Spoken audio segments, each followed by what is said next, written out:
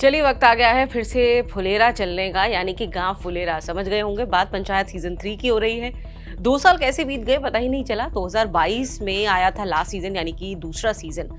2 साल तक लोग उस सीजन की ही बातें करते रहे और अब 2024 में आ गया है पंचायत का तीसरा सीजन। जी हाँ, इसे देख करके भी लोग उतना ही एंटरटेन हो रहे हैं। कुछ खास बातें हैं इसमें, आपको बता दें। इसमें पंचायत के सदस्यों की जो बॉन्डिंग है वो एक अलग ही लेवल पर देखने को मिल रहे हैं। यानी कि इससे पहले जो एक दूसरे को जानने का दौर था या फिर कुछ जो मिसअंडरस्टैंडिंग्स थी वो लगभग अब खत्म हो चुकी हैं। आपस में बहुत प्यार है, मोहब्बत है, समझदारी है। एक दूसरा एंगल है कि इस बार जो विधायक जी हैं वो और ज़्यादा एक्टिव हो गए, या फिर ये कह सकते हैं और ज़्यादा बड़े विलन के तौर पर आपको दिखाई देंगे। इससे आपको बहुत गुस्सा भी आता है, लेकिन ये एक अच्छी बात है। इसका मतलब कि जो कैरेक्टर है वो वाकई में अपने किरदार में पूरी तरह से ईमानदारी बरत रहा है। पंकज झा ने ये किया है, पहले भी वो जितने स्क्रीन स्पेस उनको दिया गया था उसमें जमे थे, जचे थे, और इस बार भी वही है।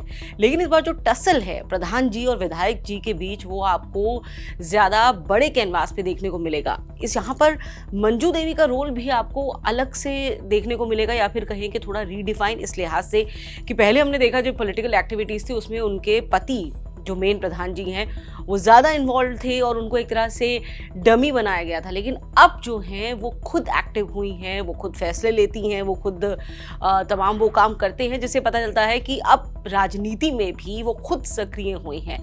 अब बात सचिव जी यानी कि प्यारे प्यारे अभिषेक त्रिपाठी की, जितेंद्र कुमार, जिन्हें पिछले सीजन में उन्होंने जो किया था उसका हर्जाना भुगतना पड़ा है। लिहाजा वो वापस चले गए हैं मुंबई फुलेरा छोड़कर और वहाँ पर अपनी जो कॉम्पिटिटिव एग्जाम्स हैं उनकी तैयारी में जुट गए हैं। लेकिन फिर वो वापस भी आते हुए दिखाई देते हैं।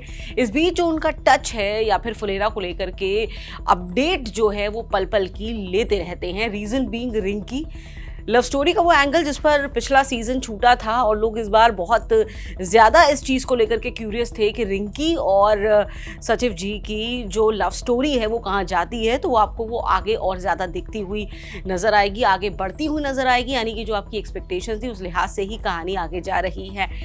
चंदन रॉय की बात करें तो विकास के किरदार में उन्होंने जो ज़बरदस्त सफलता हासिल की है उसे देखकर आप कह सकते हैं कि इस सीज़न में उनका जो लेवल ऑफ कॉन्फिडेंस है, जो उनकी परफॉर्मेंस है, वो कहीं ज़्यादा बेहतर हुई है। वो ये जान गए हैं कि इस किरदार में उन्होंने जान डाली है। लिहाजा सीज़न 3 में भी उन्होंने बेहतर परफॉर्म किया है, ये आप कहने पर मजबूर होंगे।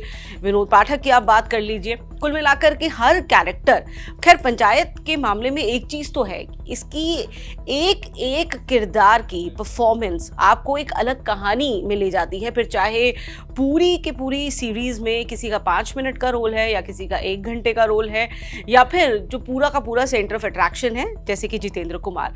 और यही सबसे खास बात होती है स्टोरी टेलिंग की। जो फॉर्म ऑफ स्टोरी टेलिंग है पंचायत का, उसे पकड़ी रखा है, उसमें कोई फेरबदल नहीं की है, और यही वजह है कि ये सीजन भी लोगों को उतना ही एंटरटेन कर रहा है। तो हम इसे दे रहे हैं 5 में से 4 डिजी स्टार्स।